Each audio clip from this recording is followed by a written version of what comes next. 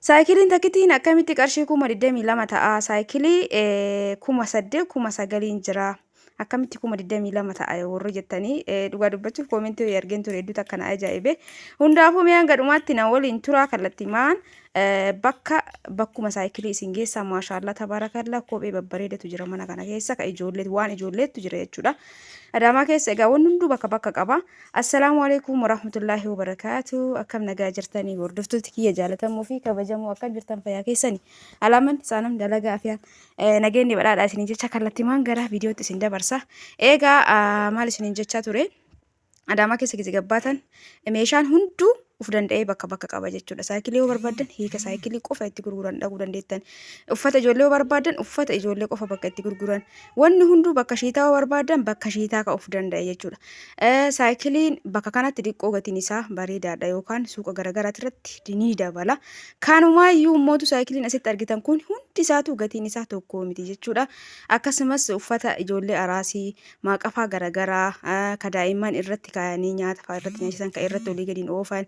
Wanni hunduu wanna ijoollee ta'e asitti jira jechuudha mana kanatti. Dhugaa dubbachuuf koomentiin wayina ajaa'ibeeti wallaahi laazim jechuun hundumaafuu mee nama wajjin turaa isiniin jedha maaliif akkas jedhe saayikilii tana laal sibiila namichi natti agarsiisan agartanii sibiilli tun tokkoffaadha. Sibiila tana qabdu bitadha saayikilii gizee bittan kuuwwan hin qabu. Akkuma dura isiniin jedhe gatiin saayikilii dhaabbataa miti jechuudha. Saayikiliin daa'ima waggaa 2 ta'uu fi ka waggaa 4 ta'u tokko miti gatiin isaa. Akkasumas ka waggaa 8 ta'uu fi ka waggaa 6 ta'u ka waggaa 3 ta'u gatiin hundisaatu garagara jechuudha hordoftoota kiyya. Akka hubattan abdiin qaba. Akkasumas qulqullinni meeshaa saayikiloonni tun asitti haa baa'attu malee namni akkuma humna isaatitti bita. Gatiin isaan hundaatu tokko miti jechuudha. Egaa kunoo asiin argitan kun gurguddaadha saayikiliiwwan kun gara mana 25,000ti. Inni kun gurguddaadha. Wanni hin qabu kan luka jala akka hin kufne ittisuusan hin qabu jechuudha kana ijoollee guddatu oofa. Tariitii immoo ijoollee tanaan dura limdii yookaan immoo muuxannoo ofiisaa qabantu oofa jechuudha saayikila kana kaleessa gizee kaan bitu kana bituuf ta'eet garuu guddaadha kun jechuudha. Akkasumallee namatu barsiisuu qaba malee akka hin kufne hin ittisu jechuudha saayikilii guddichi kuni. Kunniin immoo kunoo kan luka jala diqqoo isaan qabdi. Kunoo akkuma argaa jirtan kana jechuudha hordoftoota kiyya tokkoon isaatiin gatiin isaa tokko miti. Fakkeenyaaf as keessa 17,000 irraa ka'ee jira. Dhugaa dubbachuuf koomentii wayii argee saayikilii dheengadduma 9,000 bite ka jedhu koomentii wayii argeen ture jechuudha. Hedduu na ajaa'ibe. Waggaa 2 tana osoo meeshaa an bitu hin eegalin yuutuubii akkuma eegalin ani biteen ture jechuudha daa'imti yaa saayikilii. Yeroo sanuu qarshii 16,800 biteef yeroo sanuu waggaa 2 dura jechuudha. Unkaan hadha akkasiin bituu dhiisi. Didiqqishummaan tammaan ijoolleen ittiin talamamaddu yookaan ittiin barattu birri 8,000 hin jirtu amma. Duraan jiraatu dandeetti 6,000 8,000 9,000 amma garuu hin jirtu. Akkasumas wanni guddaan isinitti immoo bakka kamiyyuu bitadhaa eessaayyuu saayikiliin wal tara jechuudha. Xiraatiin isaallee qulqullinni isaallee wal tara. Immoo ka waggaa 6 ta'u waggaa 2 gatiin isaan tokko miti jechuudha. Ta'u ijoollee waggaa 2 ka bittanii fi ka ijoollee waggaa 6 ka bittan gatiin tokko miti. Amma fakkeenyaaf samaayiin naafoo jirtu tanaa fi diimaan garas yookaan samaayiin garanaa kun tokko miti gatiin isaa. Saayikilooma isaa kana tola altana walumaa qixa garuu meeshaan garaagarummaa qaba jechuudha. Bakkaa bakkatti dhiisaa manuma kana keessattuu fakkeenyaaf suuqii kana deemtanii suuqii biraa yoo deemtan gatiin tokko miti. Asuma keessattuu kunniin hin qannasa fakkeenyaaf kan madadaa sanii hin jiru ni qannasa maaliif akka ta'e hin beeknani yogguu gaafadhu ni qannasu ni qannasa naan jaa jechuudha. Fakkeenyaaf inni qaama isinitti agarsiisaa jiru kuni andiimtuu garanaa takka bite garanaa tana bite didiqqooleen tunniin garaagarummaa isaa isinitti himee jiraanu ijoollee barsiisuuf namatti toltu tokko jala qabdu san tu bareedaadha jechuudha. Ijoollee tanaan dura ooftee hin beekne yoo ta'e isa bituun bareeda gaariin ijoollee illee ni jira. Akkuma dura isiniin jedhe mana kana keessa kophee babbareeda waan ijoollee walumaa galatti uffata kophee ijoollee araasirraa kaabee ijoollee jajjabduu kopheewwan babbareedatu jira maashaallah.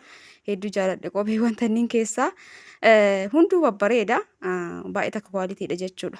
Fakkeenyaaf bakka kanatti meeshaa jiru kan alaa yoo bittan gatiin tokko miti jechuudha bakka maratti akkuma naggaadeen yeroo garaagaraa fakkeenyaaf nama amma galchee fi namni dura galchee meeshaa tokko hin gurguru. Ka dura galche sun gatii bareedaan galchuu danda'a. Ka amma galche immoo widdiin galchuu danda'a.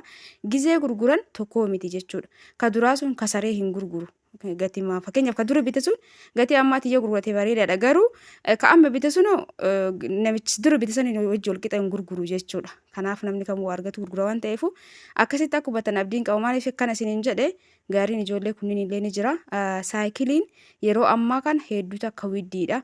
Fakkeenyaaf manuma kana keessa 18,000 17,000 19,000 20,000 25,000 haga 30,000 ni jira saayikiliin kun. Saayikiliin jabaarree kan isinitti agarsiisuun 25,000. Kuni qulqullinni isaa tokkoffaadha. High qualityidha kun asirratti ni argitanii. Akkuma isiniin jedhu lukarraa sibiila qaba. Kan ittiin illee ijoolleen akka hin kufne ittisus qaba jechuudha. Hordoftoota kiyyaa wombariin ijoollee garaagaraa teebiliin ni jira.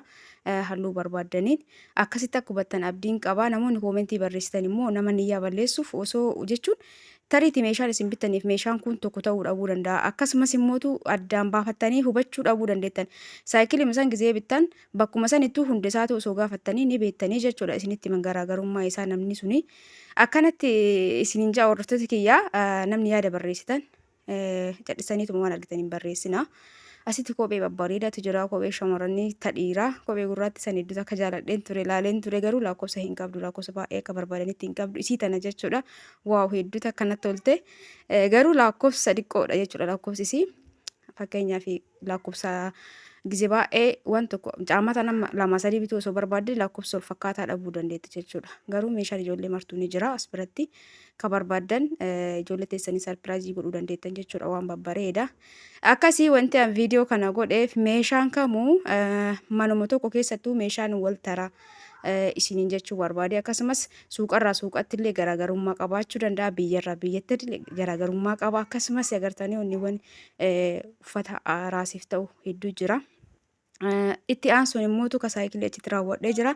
Namoonni firaashan ajajjan wallaahi firaasha gizee nama ajajjan uffata isaa bakka uffata duraanii tokko namatti ergitanii uffanni duraanii sun fakkeenyaaf akkanatti seenee yoo hojjetamee dhume kan biraattu seena jechuudha. Dirqamni sun hin argamu. Fakkeenyaaf uffanni kunniin dura kanaan jiraa ture.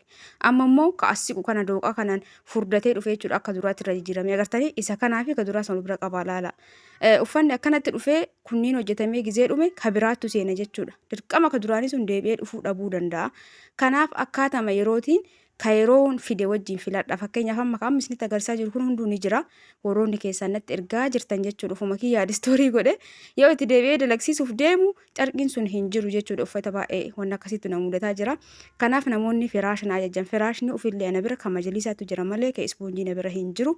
Akkasumas namoonni wanni naan jetta maggaarajaa ka hojjetamu meetira mana keessanii natti hima. Qumatii fi bal'inni isaa wanatti himtan ka tiraasii wajjin deemu isinii dalagsiisa jechuudha. Akkasumas filannoon keessan ka uffata kanneen hunda isaatu ni jira. Filattanii tiraasii akkaataa tiraasii keessaniitiin ilaaltanii akkaataa isinitti toluun halluun an jaaladhuuf kan isin jaalattan tokko miti. Filadhaa suuraa kaasaa natti ergaa. Namoonni maggaarajaa wajjin maachii barbaadan immoo maggaarajaa dheerina balbala keessaniitiif qumatii isaa naaf himaa isiniin jedha. Akkasumallee walaa isin jalaa ta'a.